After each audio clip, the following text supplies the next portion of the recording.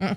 All right, the Super Bowl is history. It's behind us now. Now there was some I didn't realize this, some conspiracy theories going around Okay. that we didn't have happen. First off, the conspiracy theory was that Taylor Swift after the game would go on the field. Yes. Travis Kelce would then propose her on the 50-yard line. I said that was never going to happen. I heard that rumor. And then, right then, she'd grab the mic and endorse Joe Biden for president.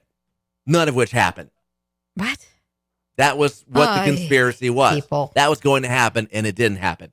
Apparently, you saw lots of Bud Light everywhere. Yes. Despite that, the most popular beer when it comes to Super Bowl parties in the U.S., 50 states, none were Bud Light. Oh. Yeah.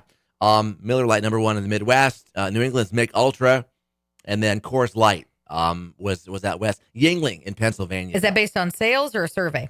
Based on sales. Okay. People aren't still sick of the superb owl joke. There were some owl photos on social media over the weekend. Mm-hmm. Google also saw searches of it spike. Frito-Lay had the Vegas Strip branded as Chip Strip.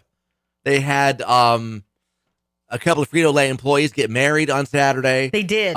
They had the Luxor Pyramid, being a giant Dorito, all kinds of stuff there.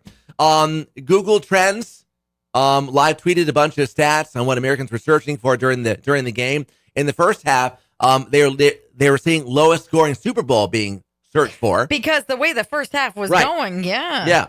And then at the end, a spike 4,200% in Super Bowl overtime rules on Google. Well, yeah, because they're different. During the halftime show, Alicia Keys made an appearance. She did. And then that red piano she was playing. Yes. We saw a spike in adult piano lessons near me. Really? From that. Oh. Yeah. And then lastly, best question we Googled was, why do football players have tails? Yeah. Turns out people were typing.